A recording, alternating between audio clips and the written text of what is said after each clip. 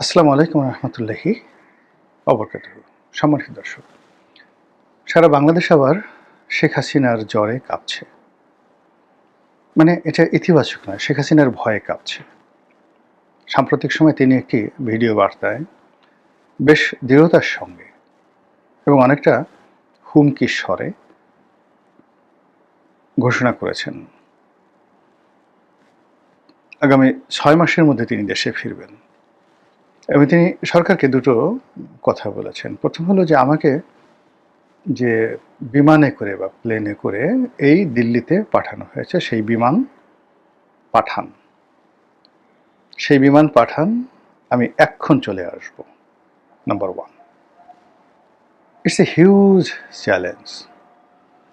এবং যারা বিমানে করে শেখ হাসিনাকে দিল্লিতে পৌঁছে দিয়েছেন তাদের গালের উপর রীতিমতো চপেটাঘাত।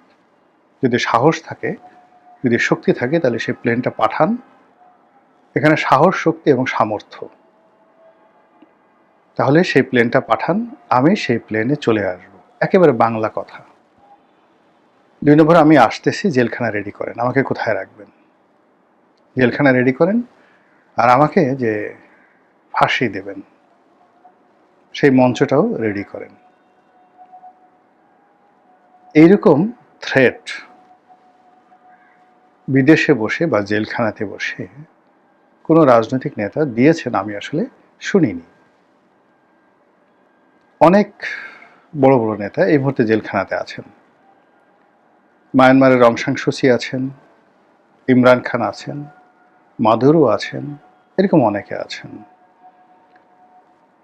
আবার অনেকে প্রবাসে আছেন।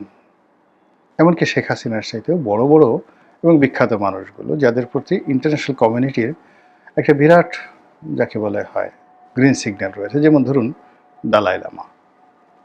ভারতের রাষ্ট্রীয় মেহমান রূপে দালাই লামা দীর্ঘদিন ধরে আছেন তিব্বতের ধর্মগুরু, এবং যার উপর আমেরিকার একটা প্রচণ্ড গ্রিন সিগন্যাল রয়েছে। He can fly around the world just like a president. America তাকে এই সুযোগটা দিয়েছে, কিন্তু চীন পছন্দ করছে না। এত ক্ষমতা নিয়েও দালাই লামা কোনোদিন শেখ হাসিনার মতো এভাবে কথা বলেননি। এর বাইরে বহু মানুষ এক্সাইলে ছিলেন বা এখনো আছে। যেমন রেজা শাহ পাহলভীর সন্তান এখন আমেরিকাতে আছেন। তারপর রাশিয়াতে আছেন বাশার আল আসাদ।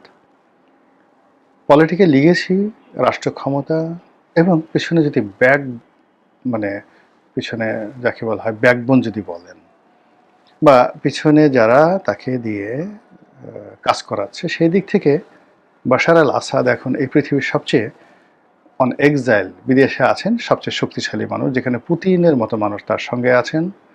রাশিয়ার মতো জায়গাতে তিনি নিরাপদ আছেন, এবং এখনো পর্যন্ত তার অস্ত্রধারী 50,000 সৈন্য এবং গেরিলা প্রস্তুত অবস্থায় সিরিয়াতে আছে।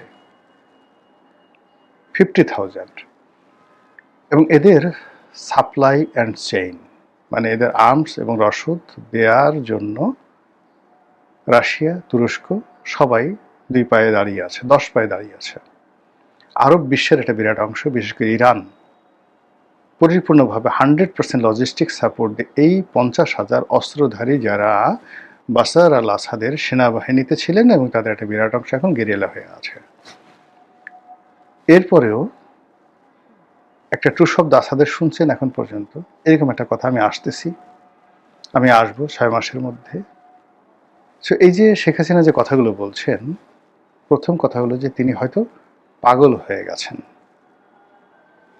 অথবা তিনি বুঝতে পেরেছেন যে বাংলাদেশের মাটি তাকে ডাকছে, তিনি বাংলাদেশের জন্য অপরিহার্য, তার প্রতিপক্ষ দুর্বল হয়ে পড়েছে, কাজেই এখন একটু ধাক্কা দিলে হয়ে যাবে, এরকম তার একটা ধারণা হতে পারে।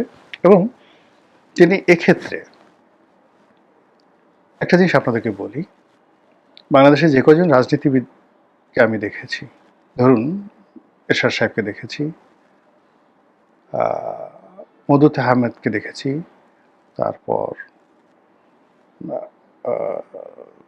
মিজানুর রহমান চৌধুরী সাহেবকে দেখেছি, বেগম জিয়া, সালাউদ্দিন কাদের চৌধুরী, মানে অন্ততপক্ষে আমি ইনক্লুডিং মতিয়া চৌধুরী সহ 150 থেকে 200 যাদের প্রথম পরিচয় ছিল তারা লেখাপড়া করতেন, প্রচুর বই পড়তেন এবং লিখতেন।